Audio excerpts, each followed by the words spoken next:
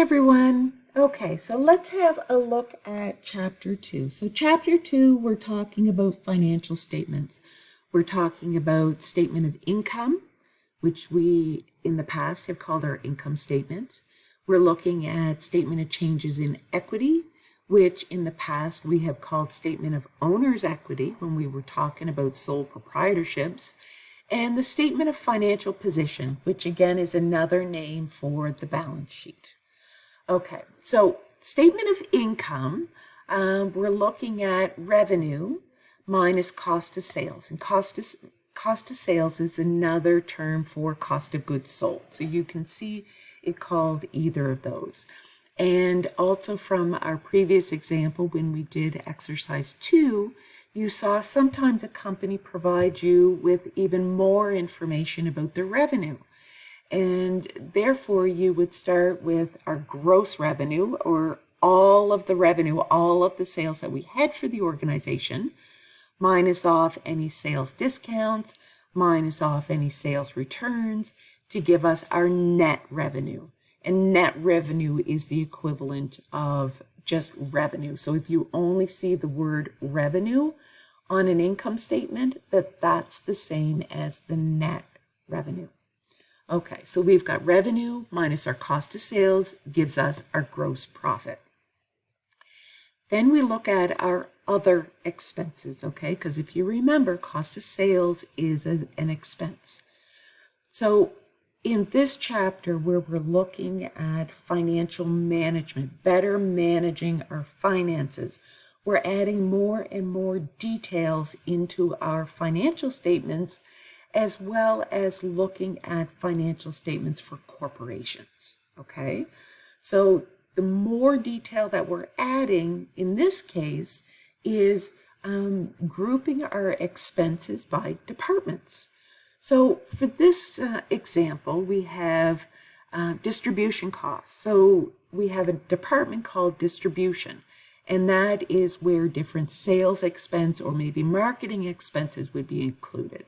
Then we have administrative expenses such as salaries for the administration employees, and maybe photocopy expenses, different depreciation, any of that would be included under administrative expenses. Finance costs are also listed here, and finance costs are another name for interest expense. And then in this section as well, we're also going to include any other income. And one other income that we saw a little bit earlier in the chapter when we first again went over exercise 2 was interest income. And that's when the company actually earns income. Okay, so then once those are all added together and then subtracted from the gross profit, then we have the profit before taxes. Then we're going to subtract off any income tax expense to give us profit for the year. Okay, so then in our statement of changes in equity, now that we're talking about corporations, we're going to have 2 sections, okay? They mention a couple of other sections in this chapter, but we're going to look at the 2 most relevant ones, and that's share capital. So if you remember, when we're talking about corporations, people own corporations by owning and buying shares, purchasing shares. So when an investor purchases a share from us, the value associated with that, or how much they paid for that share, is held in the line called share capital. So maybe we've sold $20,000 worth of shares for our company. So then share capital would be listed as $20,000. Okay. The other section we're going to look at is retained earnings. Okay, so think of it as our net income or profit for the year. Those are earnings for us. So then if we keep those earnings or retain them in the company, they're called retained earnings. However, sometimes we pay out earnings to our shareholders, and those are called dividends. So in order to come up with the ending balance in our retained earnings, we would start with opening retained earnings, add in the new profits for the year, subtract off any dividends that we paid out to our shareholders, and then we'd have our ending retained earnings.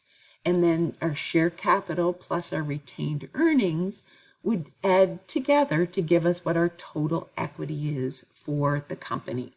And that, of course, would be carried forward to our statement of financial position in our equity section. And I'll show you these using numbers very shortly.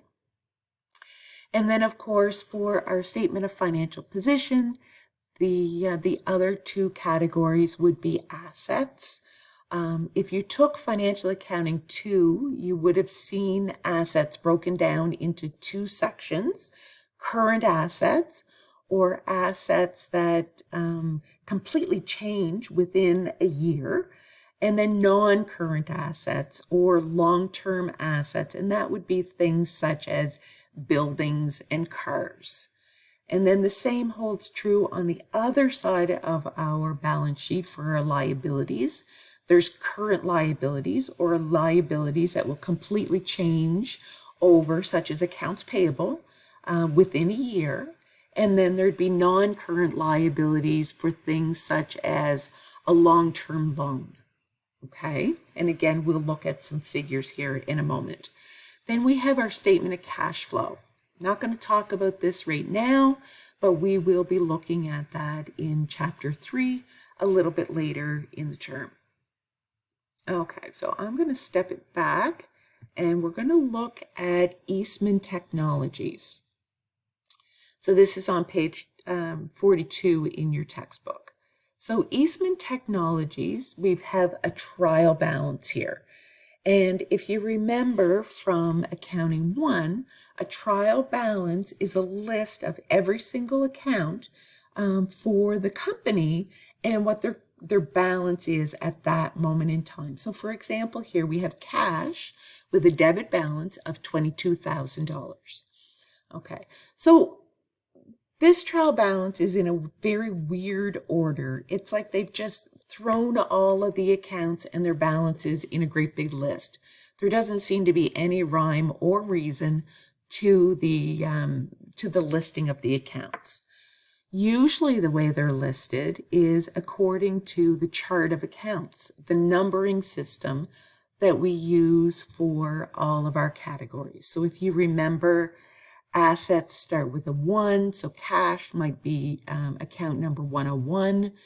Then we have liabilities, which start with a 2, equity accounts, which start with a 3, revenue accounts, which start with a 4, and expenses, which start with a 5 or a 6. Okay, so the only thing I can think of is they didn't want to make it extremely easy for you. They wanted you to be able to have to look at the account name and then give it some thought as to what it is.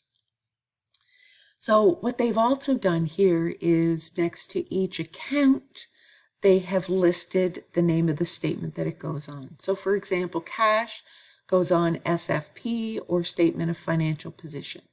Revenue has a credit balance and goes on our statement of income. Okay, so let's scroll down and we'll start looking at our statement of income, or our income statement for Eastman Technologies. Okay, so they have called this the statement of comprehensive income. However, there is no comprehensive income included here, or income from weird and unusual things for their business, okay? Which is basically what statement of comprehensive income is. And if you go on in accounting, you'd learn more about it. But for our course, we don't need to talk about comprehensive income. We're just going to look at statement of income, okay, or our income statement. So again, we start with revenue. They haven't given us the figures for gross revenue or for sales discounts or for sales returns. So we're just going to start our statement off with the line revenue. Then we're going to subtract off our cost of sales or our cost of goods sold. And then we go on to our gross profit, which is our revenue minus cost of sales gives us our gross profit. And then again, this is where we now put in any other income, which could be interest income. And we list it here. Then we have, we break down all of our expenses according to department. So again, if we're trying to bring our managers in to make them more accountable for their expenses, we need to be able to provide them with a very clear view of what their expenses are. And the way to do that is by grouping them by their department.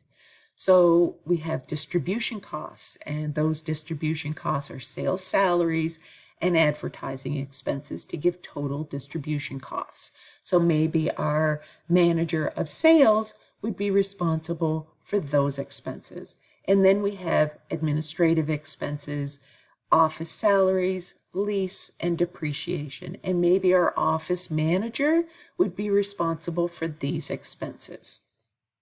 So we'd want to make sure that it's very clear what their total expenses are. So now we're going to list finance costs. And again, that is another name for interest expense. Then we have total other income and costs. So that's exactly what we're going to do is we're going to total up our other income, which is the $20,000, and then our costs. So then we have our distribution expenses and our administration expenses, add in our finance costs, and then subtract off the positive number of other income to give us the total other income and costs of the 405. Subtract the 405 from the gross profit to give us profit before taxes of $195,000. Then we have our income tax expense of $97,500. That's a high income tax rate of 50%. And then we have profit for the year of $97,500. So again, you could go back and look at Eastman's trial balance and see the balance of each of these accounts so that you know where those numbers come from. Hope this helps. I will be creating another video now to introduce our statement of equity and statement of financial position. Thanks, everyone.